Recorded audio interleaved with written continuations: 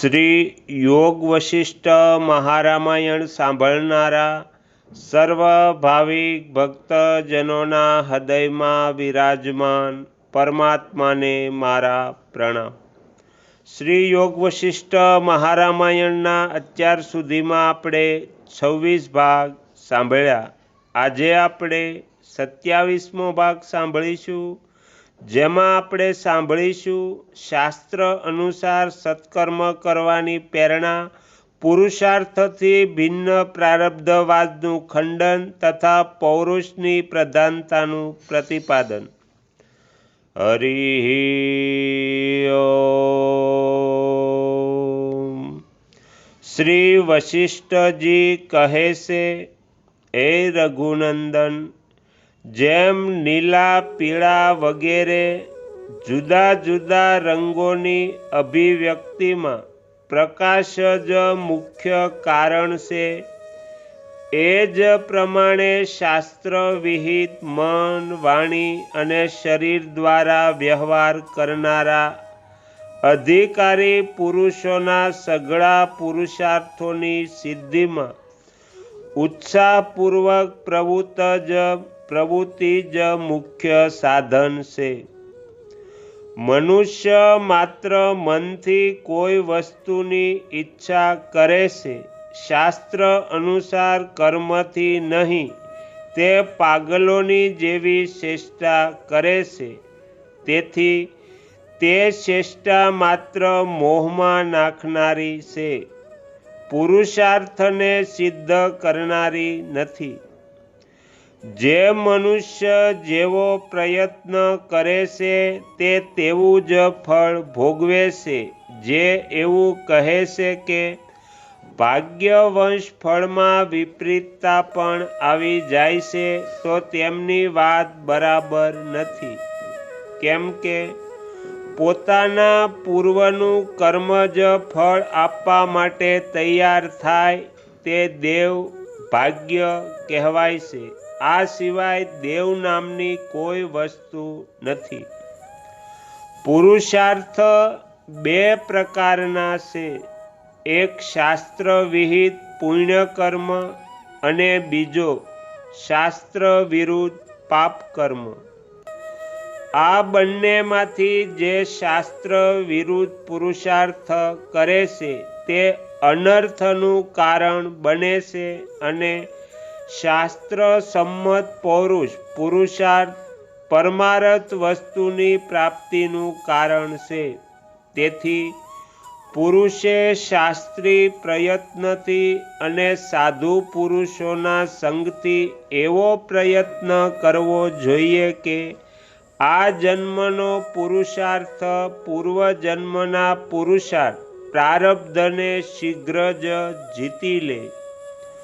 પોતાના ઉત્તમ પુરુષાર્થનો આશ્રય લઈને દાંતને દાંતથી પીસીને તત્પરતાપૂર્વક પ્રયત્નમાં લાગેલા પુરુષે પોતાની શુભ પૌરુષ ઉદ્યોગ દ્વારા વિઘ્ન કરવા તૈયાર પૂર્વજન્મના અશુભ પ્રારબ્ધને જીતી લેવું જોઈએ।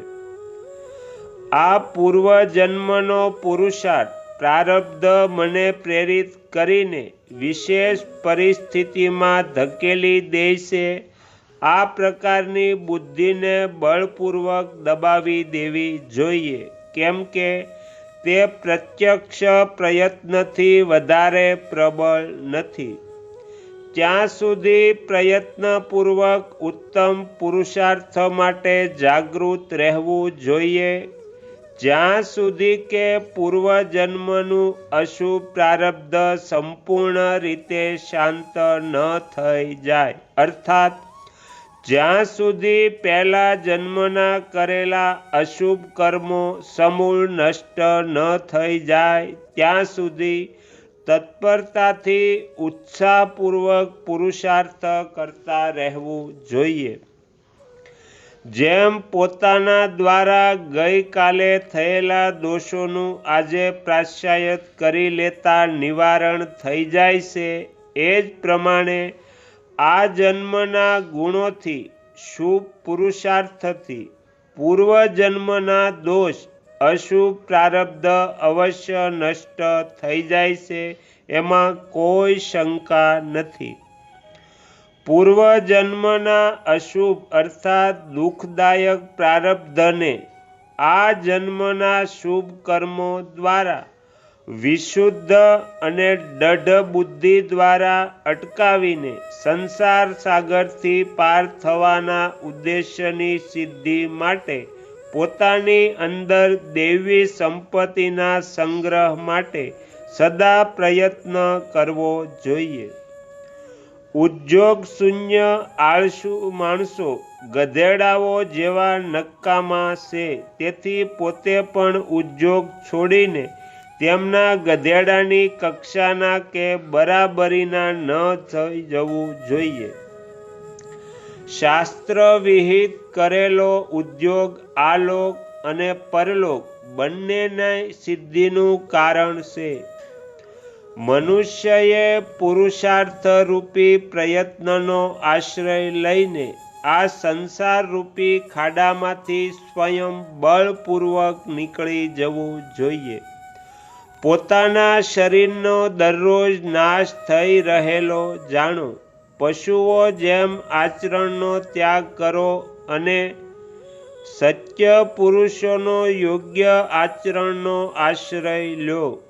જેમ કીડો ઘામાં પરવું વગેરેનું આસ્વાદન કરીને પોતાનું જીવન સમાપ્ત કરી દે છે, એ જ પ્રમાણે મનુષ્ય ઘરમાં સ્ત્રી, અન્ન, પાન વગેરે પ્રવાહી અને કોમળ તુચ્છ પદાર્થોનું કિંચિત આસ્વાદન કરીને સંપૂર્ણ પુરુષાર્થના સાધન એવા આયુષ્યને ભસ્મ ન કરી દેવું જોઈએ, અર્થાત મનુષ્ય જન્મને વ્યર્થ ગુમાવી દેવું ન જોઈએ. શુભ પુરુષાર્થ જ શુભ ફળની પ્રાપ્તિ છે અને અશુભ પુરુષાર્થથી સદા અશુભ ફળ મળે છે. આ શુભ અશુભ પુરુષાર્થો સિવાય દેવ નામની બીજી કોઈ વસ્તુ નથી. આમનું નામ જ દેવ યા પ્રારબ્ધ છે. તેથી પ્રથમ પુરુષાર્થો દ્વારા વિવેકનો આશ્રય લઈને આત્મજ્ઞાન રૂપી મહાન પ્રયોજનવાળા શાસ્ત્રનો વિચાર કરવો જોઈએ. જે શાસ્ત્ર અનુસાર પોતાના શ્રવણ મનન વગેરે ચેષ્ટાઓ દ્વારા સાધના કરતા નથી અને ચિત્તમાં વિષયોનું જ ચિંતન કરતા રહે છે, તે મૂર્ખ પુરુષોની અત્યંત દૂષિત ભોગ ઈચ્છાને ધિક્કાર છે. ઉપર જણાવ્યા અનુસાર પુરુષનો પ્રયત્ન જો સત્શાસ્ત્ર અનુસાર અનુકૂળ અને સત્સંગ તથા સદાચારયુક્ત છે, તો તે પરમાત્મા સાક્ષાત્કાર રૂપી ફળ આપે છે. આ એનો સ્વભાવ છે. અન્યથા સતશાસ્ત્રને પ્રતિકૂળ સદાચાર અને સત્સંગ રહિત હોય તો એનાથી પરમાત્મા સાક્ષાત્કાર રૂપી પરમ ફળની સિદ્ધિ થતી નથી. આ જ પ્રારબ્ધનું સ્વરૂપ છે. આ પ્રમાણે વ્યવહાર કરનારા કોઈ પણ પુરુષનો પ્રયત્ન કદી વિફળ થતો નથી.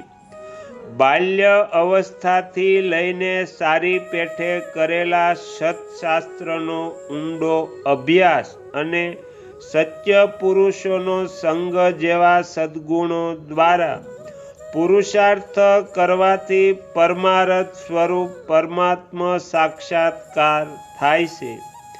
આ પ્રમાણે પ્રત્યક્ષ જોયેલી, અનુભવમાં આવેલી, સાંભળેલી અને સાધના દ્વારા પ્રાપ્ત કરેલી પરમાર્થ વસ્તુને જે લોકો ભાગ્યને આધીન માને છે, તેમની બુદ્ધિ નિંદનીય છે અને તેઓ સાધનાથી વિમુખ થઈ ગયા છે. નિરંતર કલ્પિત રમતોના કારણે અત્યંત સંચળતાથી ભરેલી બાલ્ય અવસ્થા વ્યતીત થઈ જતા જ્યારે ગુરુજનોની સેવામાં સમર્થ એવી ભુજાઓથી અલંકૃત યૌવન અવસ્થાનો આરંભ થઈ જાય ત્યારથી મનુષ્યએ પદાર્થના જ્ઞાનથી બુદ્ધિને વિશુદ્ધ રાખીને સત્ય પુરુષોનો સંગ દ્વારા પોતાના ગુણદોષનો વિચાર કરવો જોઈએ. તાત્પર્ય એ છે કે વિચારપૂર્વક દોષોનો ત્યાગ કરીને ગુણોને ગ્રહણ કરવા જોઈએ.